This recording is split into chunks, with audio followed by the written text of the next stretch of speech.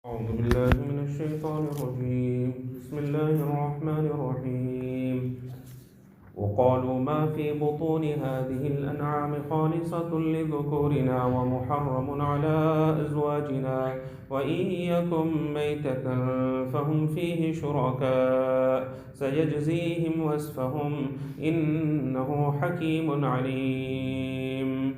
Continuing with the practices of the kuffar of Makkah, how they used to allocate a portion for their deities, a portion for Allah wa ta'ala. A portion that they used to allocate for the deities actually means that one portion they used to give those people that you should take care of their deities. So that portion used to go to them. And the portion that they used to allocate for Allah wa ta'ala, that actually means that they used to spend it on the poor, mehman nawazi. If somebody had come to visit them, then that they used to spend on those type of people.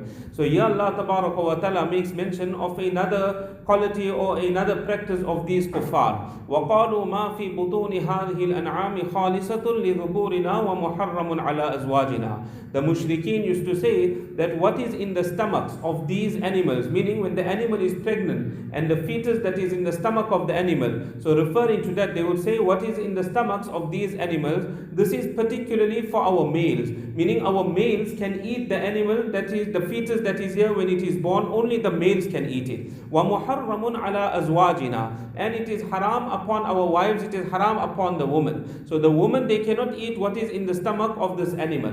وَإِن يَكُم مَيْتَةً فَهُمْ فِيهِ شُرَكَاء. And if it happens to be dead, meaning it is still born, so if that animal is born and it is dead, فَهُمْ فِيهِ شُرَكَاء, then the men and the woman are equal, both can eat. The men can also eat and the woman can also eat. سَيَجْزِيهِمْ وَصْفَهُمْ. Allah Ta'ala says that soon Allah wa Ta'ala will punish them because of the manner that they are speaking. Who made all this halal and haram? Not from the side of Allah wa Ta'ala. So Allah will punish them for the manner in which they speak. Innahu hakimun alim. Allah wa Ta'ala is all wise and Allah Ta'ala has full knowledge over everything. What a pure deen Nabi Kareem Sallallahu Alaihi Wasallam brought to us. That there is no kufr, there is no shirk, no such practices in our deen. A pure deen. How much shukr we need to make every day that Allah wa Ta'ala blessed us with this deen. Allah Ta'ala further says, قَدْ خَسِرَ الَّذِينَ قَتَلُوا أَوْلَادَهُمْ سَفَهًا بِغَيْرِ عِلْمٍ. That those that kill their children foolishly without any knowledge. وَحَرَّمُوا certainly these people are in loss.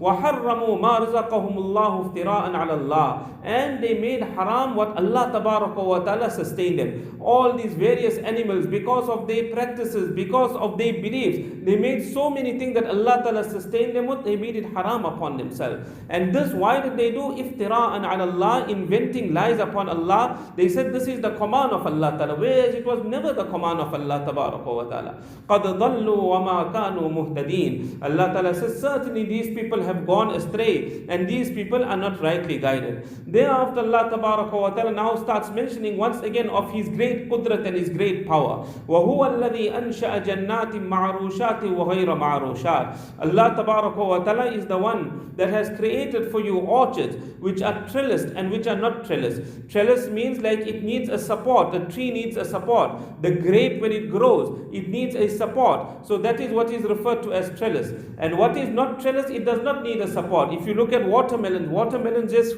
grow on the ground, so it does not require any support. So those fruit that are trellis or those that are not trellis, Allah wa Ta'ala has created them. وَالنَّخْلَ وَالزَّرْعَ مُخْتَلِفًا أُكُلُهُ. And the date palm tree, Allah wa Ta'ala has created, and those crops that are of different types of food, the plantations that are different types of food, all this Allah Ta'ala has created. وَالزَّيْتُونَ وَالرُّمَّانَ مُتَشَابِهًا وَغَيْرَ مُتَشَابِهٍ. Allah Ta'ala is the one that created the olive. Allah Ta'ala is the one that created the pomegranate. Those that look similar to one another and those that are different. They are sometimes similar in their color, they are sometimes similar in their taste, sometimes they are similar in their size, sometimes they differ from one another. Who has created all this? Allah wa Ta'ala.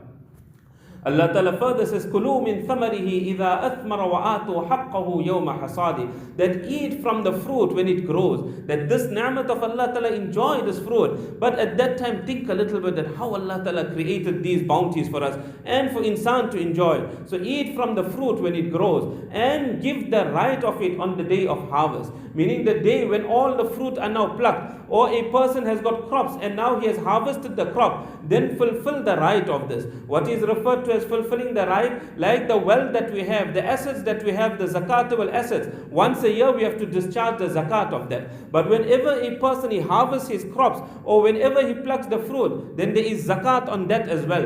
And the zakat there is referred to as ushar. There it is discharged whenever the harvest takes place, then you have to give the zakat of the crops and the zakat of the fruit. So this is what is referred to. Other mufassirin have mentioned that it not only restricts to that, that is wajib, that is obligatory upon a person. There is nafil also. So give a little bit of sadaqah also from the crops that you harvest. From the fruit that is plucked, give a little bit of sadaqah. And not only sadaqah, some have gone one step further. They said give hadiyah also to some people. And the rest you can keep it for yourself.